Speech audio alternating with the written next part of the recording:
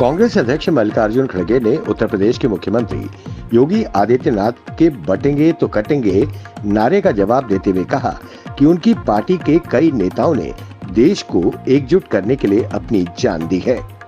उन्होंने कहा कि जो लोग चाहते हैं कि देश एकजुट रहे, वो कभी भी इस तरह की विभाजनकारी टिप्पणी नहीं करेंगे।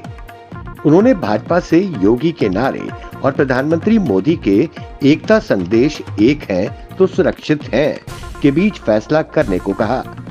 वहीं उन्होंने भाजपा और आरएसएस पर वोट हासिल करने के लिए लोगों को भड़काने का आरोप लगाया।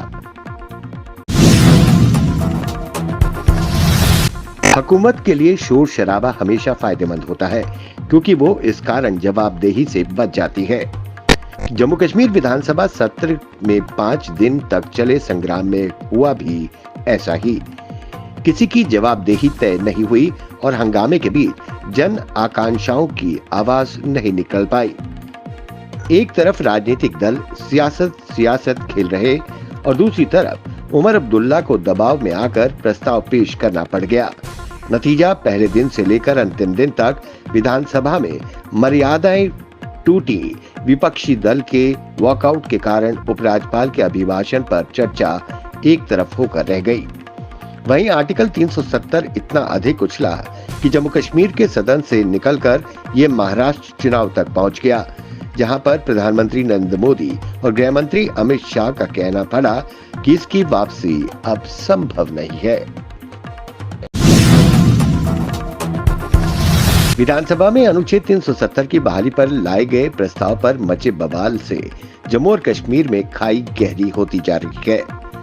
आगामी पंचायती और स्थानीय निकाय चुनाव में भी सभी प्रमुख दल अपने वोट बैंक को बनाकर रखना चाहते हैं। जम्मू कश्मीर के पहले विधानसभा सत्र पर लोगों से जुड़े मुद्दों पर राजनीतिक दलों ने पानी फेर दिया। ये सिर्फ और सिर्फ राजनीति कर रहे हैं। दोनों बड़े दलों को जनता के वास्तविक मुद्दों पर आपसी संवाद और सहमति से काम करने की जरूरत है। महाराष्ट्र के विधानसभा चुनाव के मद्देनजर प्रधानमंत्री नरेंद्र मोदी ने राज्य के दौरे पर हैं। प्रधानमंत्री ने बीते दिन नांदेड़ में एक चुनावी रैली को संबोधित किया। उन्होंने कहा कि आज देश विकसित भारत के लक्ष्य को लेकर आगे बढ़ रहा है। यही वजह है कि जनता बार बार भाजपा और एनडीए सरकार को चुन रही है। वहीं उन्होंने कश्मीर में अनुच्छेद 370 को बहाल करने की विपक्षी पार्टी की मांग का जिक्र करते हुए पूछा, कांग्रेस के लोगों को अनुच्छेद 370 से इतना प्यार क्यों है? कांग्रेस के इस मूर्खतापूर्ण और दुर्भाग्यपूर्ण सियासी खेल से पूरा देश सदमे में है।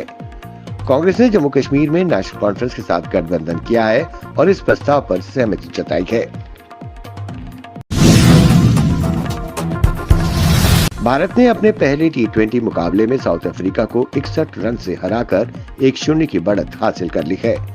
भारत और साउथ अफ्रीका के बीच दूसरा T20 मुकाबला कैनबेरा में संडे को यानी आज खेला जाएगा। पहले मैच में शतकीय पारी खेलने वाले संजू सैमसन एक बार फिर बल्ले से चमकने का लक्ष्य लेकर उतरेंगे। वहीं ओपनर बैट्समैन अभिषेक शर्मा कई मौके मिलने के बाद फायदा नहीं उठा पाए हैं, जो टीम प्रबंधन के लिए चिंता का विषय बन गया है। झारखंड के जमशेदपुर में कांग्रेस रैली को संबोधित करने पहुंचे कांग्रेस सांसद राहुल गांधी ने केंद्र सरकार से तीखे सवाल पूछे। उन्होंने जनसभा में मौजूद लोगों से पूछा, प्रधानमंत्री मोदी ने आपके बच्चों का कितना कर्ज माफ किया? राहुल गांधी ने कहा कि सरकार ने 1 रुपए तक माफ नहीं किया। मोदी सरकार ने अरबपति कारोबारियों अडानी और अंबानी का नाम लेकर उन्होंने कहा कि इन जैसे 25 लोगों का 16 लाख करोड़ रुपए का कर्ज माफ किया गया। वहीं उन्होंने कहा कि प्रधानमंत्री नरेंद्र मोदी, भारतीय जनता पार्टी और आरएसएस संविधान को खत्म करना चाहते हैं। राहुल गांधी ने कहा, हम संविधान की रक्षा करते रहेंगे, उन्हें संविधान को छूने तक नहीं देंगे।